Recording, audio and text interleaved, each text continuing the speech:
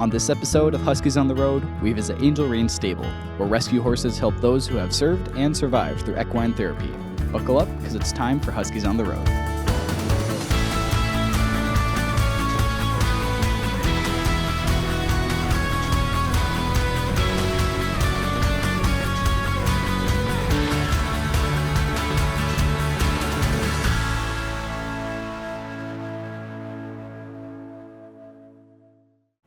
Welcome back to Huskies on the Road. I'm Mackenzie Harland here with Mason Curl and Logan Hagland. And today we visited Angel Reins Stable in St. Augusta. So, have you guys ever interacted with horses before? I have just a little bit, I'll be honest. I'm a little nervous when it comes to horses, especially the eyes. You can just tell that there's a lot of soul there, but obviously like their bodies, they can't really do facial expressions, I feel like. But I almost got stepped on a couple times, and ever since then I've been a little nerve-wracked by them. But for the most part, I think they're friendly. Obviously they've helped our country a lot or something like that, Yeah. right? Mason? How old were you when you almost got stepped on by a horse? You know, I'd prefer not to say. I was pretty old. I was old enough to where it's embarrassing if I were to disclose that information. But let's just say I was indeed nervous. I wasn't lying when I said I was. But I pet it. Eventually I fed it a carrot, and then I went ahead and went about my business. That's all there was to it. Okay. Yeah. Indeed. I mean, that's kind of similar to me. I mean, not getting stepped on, but our neighbors had horses, so I'd go feed them carrots sometimes. Sure. But that's about it. So, what about you? Yeah, no, I got a little bit of more experience than that with horses. My uncle, my aunt, and like that entire family, they have horses. They do rodeo, and it's a bunch of fun to go see that and do that. And then in the summer, when my cousins come down here, we go visit my other uncle who takes care of one horse and whatever. His name's Big Bunny. Great horse. Love him. They feed him like a carrot or an apple, and we groom it, we ride it, and it's fun. Nice. Great day. Have you ever ridden a horse without a saddle? No, I've only ever ridden a saddle. Fair enough. I saw a couple horses like that at the stable, so I was Yeah. curious how common that was. Right, yeah, no, that was a question I had too. But what are your initial thoughts on equine therapy and just kind of how animals make you feel as a whole, like as a stress reliever? Me personally, I just like you said, stress reliever. I felt like I was at home. I've never had the privilege of having like a dog or anything like that, but I could tell that that is exactly what the horses were there for. Not only was it like a two-way street to where the horses were there for comfort, but it was more or less just comfort all around. And I mean, just the idea of kind of being able to obviously seek some partnership, whether it be with an animal or a friend, and obviously specifically horses, it definitely sounds compelling. And I was excited to learn a little bit more about it. Yeah, and with that, we'll head on over to Angel Reins Stable.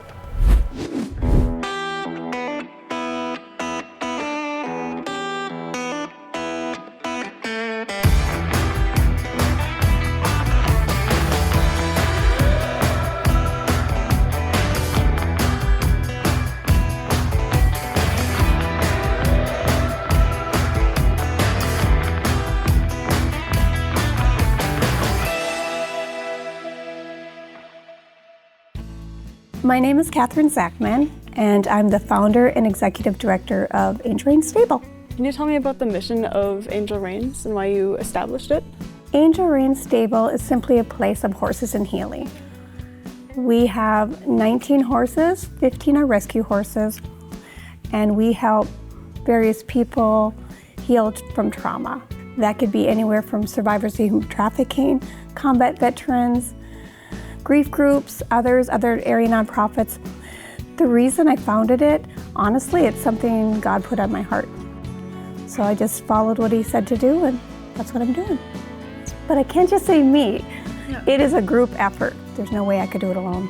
You provide a bunch of different groups in the area with a way to process their emotions and their feelings. What kind of activities can those groups expect when they come here? I am certified in different, it's called EAL, Equine Assisted Learning and Therapy, but that's not always practiced. It depends on the group. Sometimes it's as simple as coming out, having something to eat, hanging out with the horses. Sometimes we do one-on-one, where a particular person or client will hang with a horse, and then we'll do a short session of therapy. Sometimes it's actually taking lessons in riding. Just depends on the person in the group.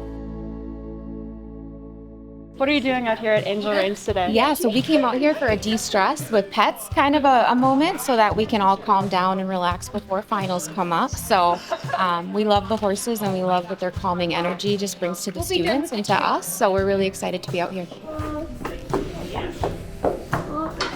we found out about the great work that they've been doing in the community, and we connected. And Kathy was gracious enough to offer SESU to come out and be with the horses. So this is only our second event out here, and we hope to do many, many more. Living on campus or living just in St. Cloud, being a college student can be very challenging, and horses provide that healing measure that students and any human just needs to get through. How did you reach out to these businesses and get involved with them? I'll speak to the nonprofits we work with. We work with Central Minnesota Sexual Assault Center, the Central Minnesota Child Advocacy Agency, and a nonprofit called Breeze Lodge. All these groups have secondary trauma. It occurred to me, who helps the helpers? I've done some advocacy work with survivors of human trafficking. I can tell you secondary trauma is real, but who helps them? So it was just put in my heart to reach out to them and offer our equine services as well. Many of our visitors come with their own trauma, PTSD, different conditions where they're either hurting or sad or whatnot. Same with our horses. There's a parallel between the horses and the human. And horses have this intuitive way of knowing your pain, and many have experienced the same pain. And a lot of times people don't trust people. A lot of times horses don't trust people. But when you get a traumatized horse and a traumatized person together, you don't even need words. There's just this beautiful understanding. Yeah, I kind of felt that when I was out here last too. I was like, this is really It's so needed. It is needed. Horses are amazingly forgiving and loving, intelligent, and they just can reach into somebody's soul and comfort them. Why did you choose to come here to Angel Reins today? I chose to come mainly for the horses and for like the therapeutic energy behind them. Also just to get out of my dorm at school. Yeah. So And then do you have any favorite horses that you see here? I love Cowboy, I love Journey. They have a mule named Francine, I think. Yeah, and then Pumpkin. Yeah. What does the future look like for Angel Reins and for this place? Oh, the future's bright. It's wonderful. We keep seeing miracle after miracle. God just keeps opening doors so that we can serve others. We have a building going up next door. We're calling it Angel Reins Rescue Ridge.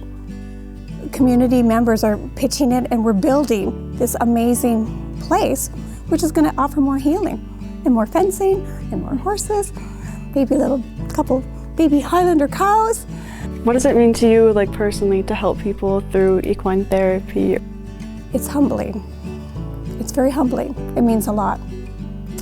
You know, I really think if you can help somebody, help them. Life is tough. If you can help them, help them.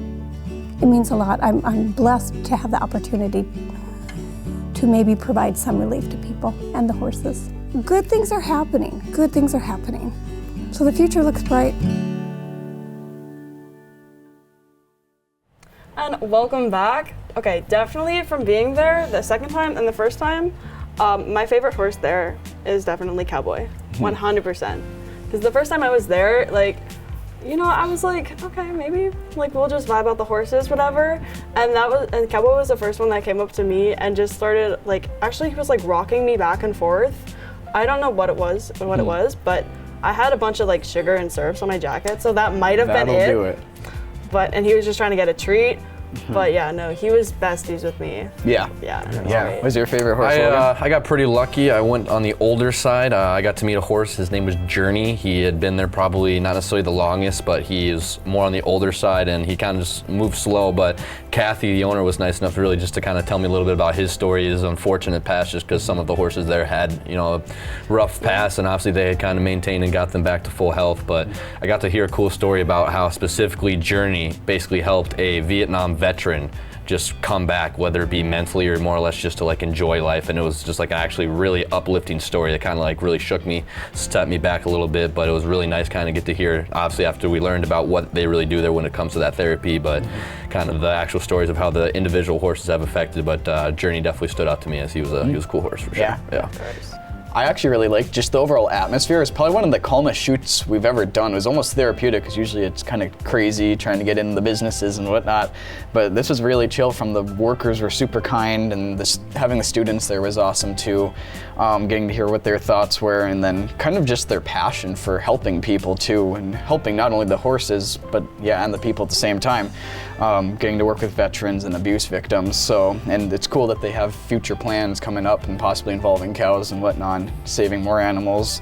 What was your thoughts on the overall atmosphere, Logan? I think you nailed it, honestly. Really, passion was really all over there. I genuinely felt, and we all felt this way because I remember we had talked about it on our way back after the shoot, but not only was it so calm and friendly, but it literally felt like we had gone to Grandma's house, where not only were they nice enough to bring us all some food to take home with us when we were leaving, but they were just so kind the whole way through. You could really tell that not only they're passionate about horses and what they are actually there to do, but they're simply just passionate about caring for people, and they were really caring. And obviously we got to see that with the group that was in there. And like you kind of just hinted at a little bit too, the expansion coming, that should be really exciting with possibly new pasture or anything like that. But really it was just a heartwarming environment to be in, and I was pretty excited that we got to go there. So yeah, what about you, Mackenzie? Honestly, both times I went there, every time we were leaving, they were just like, take more food.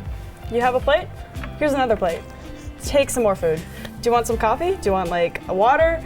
And I love it so much. Like that is exactly what my grandma would do. Like, do you want some leftovers? Do you want like anything? Do you want like? Yeah, felt like you're part of a family there. Super giving. giving. It was so nice to be there, and yeah, it was incredible. And with that, I think that's gonna wrap it up for us today. But we'll catch you next time on Huskies on the Road.